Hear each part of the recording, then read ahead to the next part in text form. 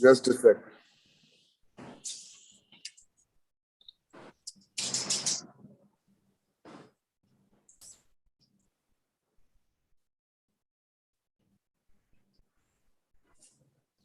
Q. All right, good evening. Thank you for joining us. It has been a very big news day. The Prime Minister this morning announcing the central government has now decided to repeal the 3 contentious farm laws because, as the Prime Minister said, the government failed to convince a section of farmers about the benefits of the legislation. The Prime Minister also said that it will be in the next session of Parliament, the winter session of Parliament, where the legislation would be withdrawn. In the meantime, the farmers have said that they will continue to protest until such time as the legislation is officially withdrawn. Joining me right now is Member of Parliament, Mr. Derek O'Brien of the Trinamool Congress. Mr. O'Brien, good evening. Thank you for joining us. You've been very vocal about the journey of these laws, specifically in Parliament, where you talked about what happened in Parliament on the day that these laws were passed. The opposition then protested outside of the Rajya Sabha. You were part of that protest. You did say that many of the processes that should have been followed were not followed. Do you see this as a victory of the protest? Do you see this, like Mr. Chidambaram said, as a fear of the coming elections? Or what do you think the government's motives were in making this decision today? Well, first and foremost, before we get into the technicalities of the legislation, this announcement done today on television, on a television monologue, is a huge win for farmers. So that's the first thing. Everybody else, including political parties like mine, are the supporting cast. Let's be very clear about this. It's a win for the farmers, and it's in a moment like this, or on a day like this, we must remember the families of the 700 plus farmers who have died, who have been killed, and someone needs to take responsibility. We can't get those 700 people back, but this government needs to admit its blunder and compensate the farmers. These 2 things need to be done. Now you come on the bill. This government has made a mockery of a parliament, laws, not only parliament, of all institutions, Ms. D'Souza, in every kind of way. They mock and they have complete disdain. So what happened in parliament, people have seen. And we didn't protest, actually. We were thrown out of parliament. So that's why we had to protest. Mamata Banerjee also spoke to these farmers. I'm talking about 2020. So all this has been happening. But what is very crucial is that we are glad that the farmers have not withdrawn their protest. And I'll tell you why. Because the Trinamool Congress did present the repeal laws. I mean, if you look at some of those speeches made by Modi and Shah in particular, what were they talking about? They were talking about putting these bills on pause. They have no clue, or either they have no clue, perhaps they have no clue as to how legislation is made. They were talking about putting these bills on pause, then come to the table. The trust deficit is so high that the farmers are not going to stop the protest. And I'll tell you why. These laws have to be repealed by a process of parliament. This is exactly what I said in parliament some while ago. That has to be done. That has to be done. And when you're repealing the law, this has to be debated. I would like the Prime Minister and the Home Minister, I'm not even mentioning the Agriculture Minister or any of the other lollipops, because this country is run, this elected autocracy is run by these 2 people. They have to come and explain in Parliament too.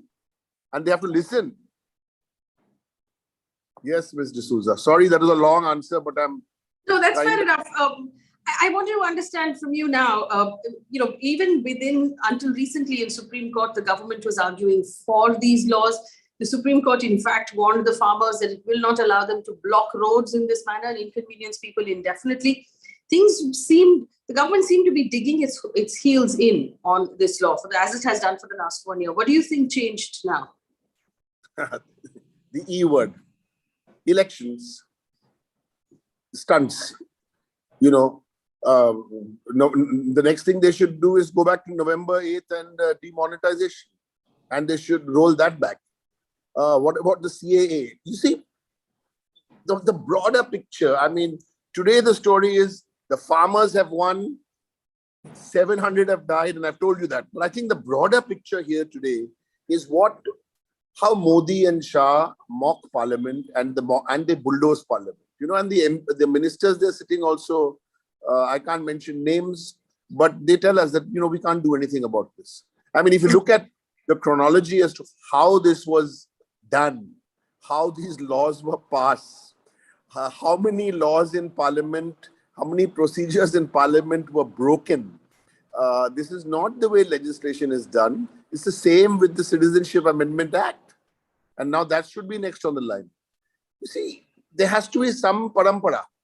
But if you don't want to understand and respect the parampara, and I said this once in parliament and I'll say this again, with somebody like Arun Jaitley around or Sushma Swaraj around, there was at least, I would say, little hope of parliamentary procedure convention.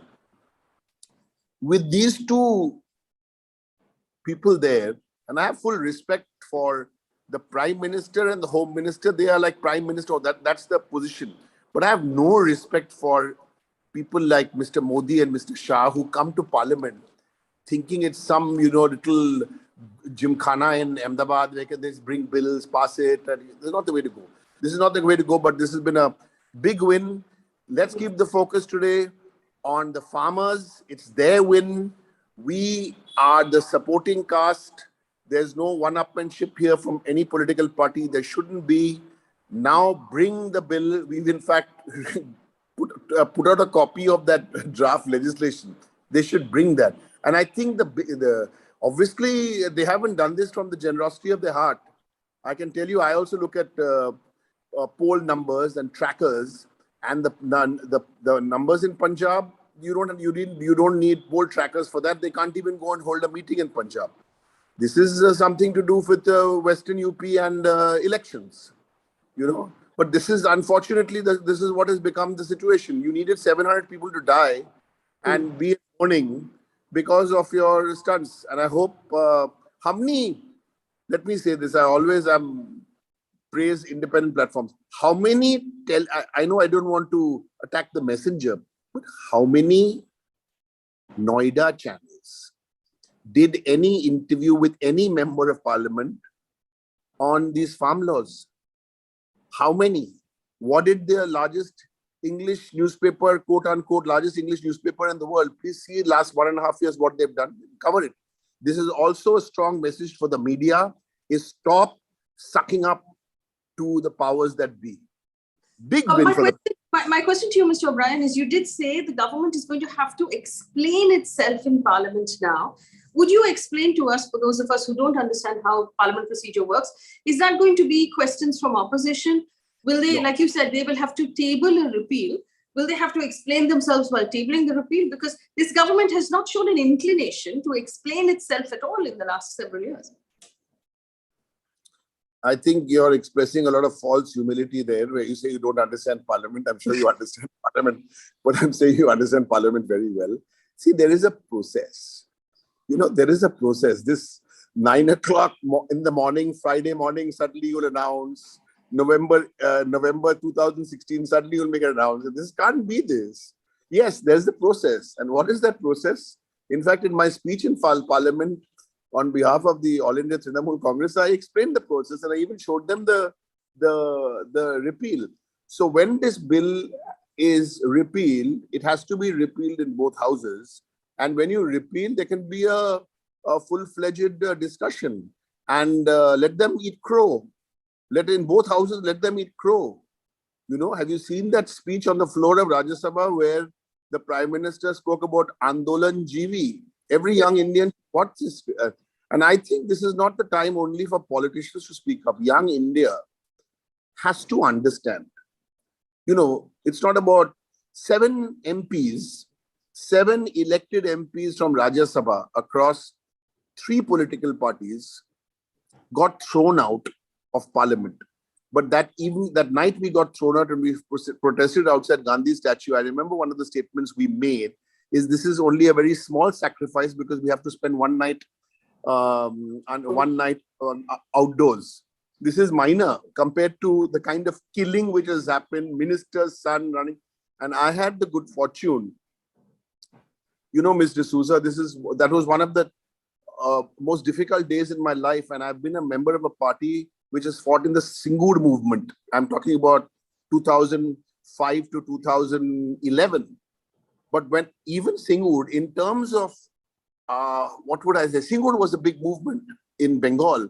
But when I went, and my chief minister and chairperson sent me twice there, and she spoke to farmers on a telephone, because we didn't want to tell anyone in case we were stopped from going in. We managed to get these messages out on video. And those were some of the most moving 2 days of my entire life, because those were real people. Those were not only farmers, there were fathers of farmers who were kind of retired.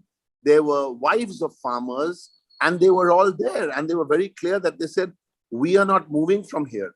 And I think this is the start of a great day. As I said, the trust deficit with this government, you cannot take Modi and Shah at their word. So I'm really happy that there's no end to the protest. Today is what, 19th of November. Let it carry on. By the first week of December, it has to be a process. Now, you can't just bring the law. There also I'll have a problem with. You can't now repeal this law and just repeal it without a discussion. No. You must acknowledge your blunder.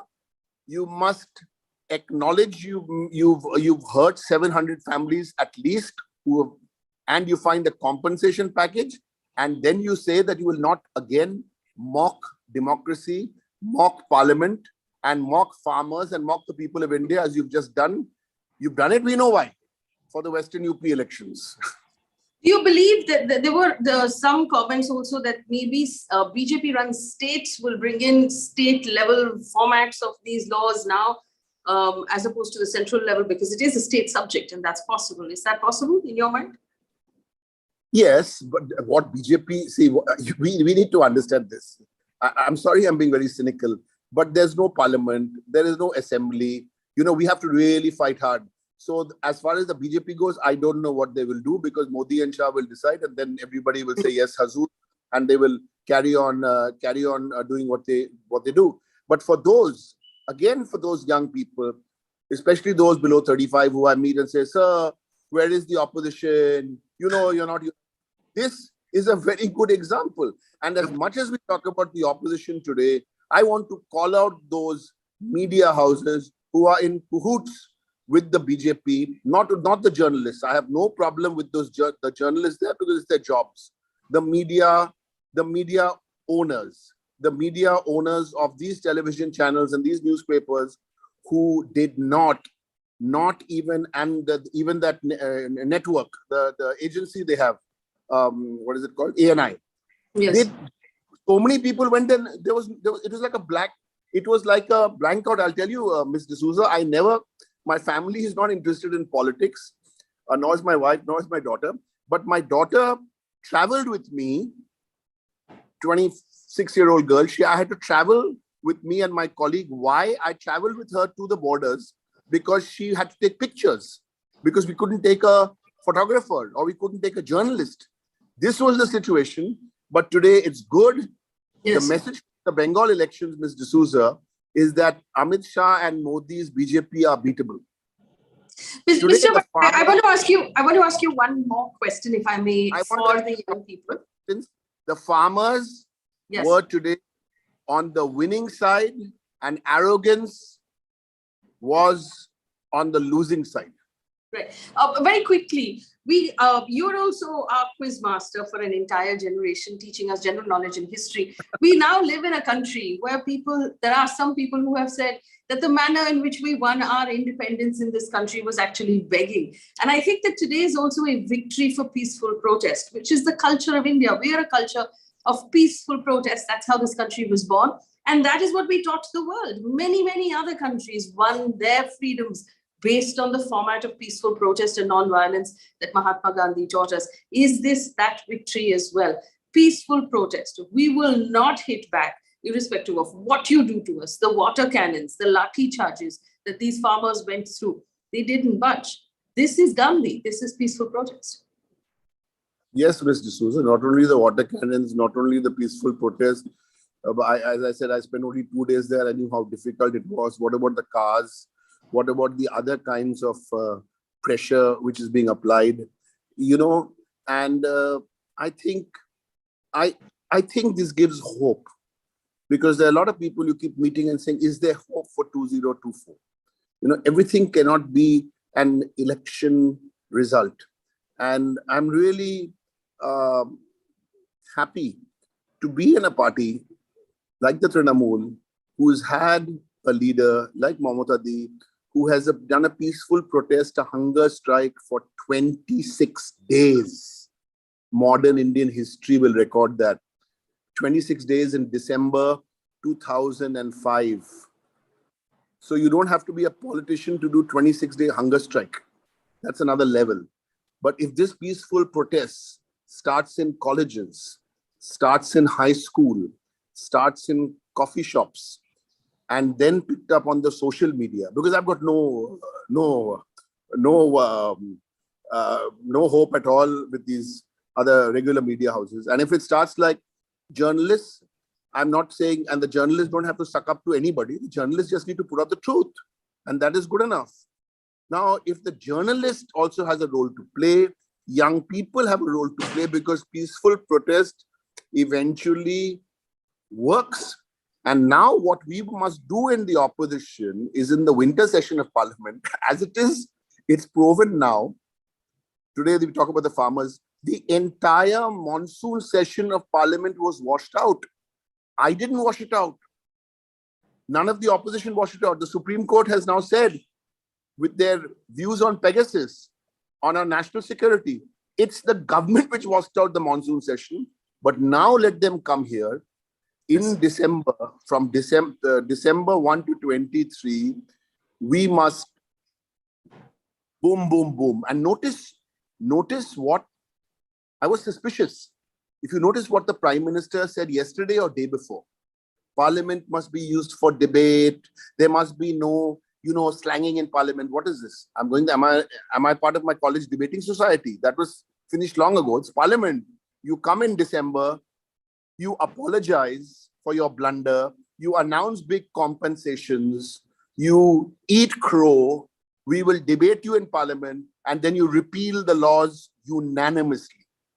That's what we want, and that's what we will get. Again, before we end, Ms. D'Souza, the farmers have won. The arrogance of Modi and Shah's BJP have lost. The hubris also got answered today. Mr. Derek O'Brien, thank you so much for speaking with me here on our YouTube channel and on Instagram and Twitter to all of our young audience. Remember, the farmers have said that they will continue to protest until the final laws are repealed in Parliament. Thank you for watching.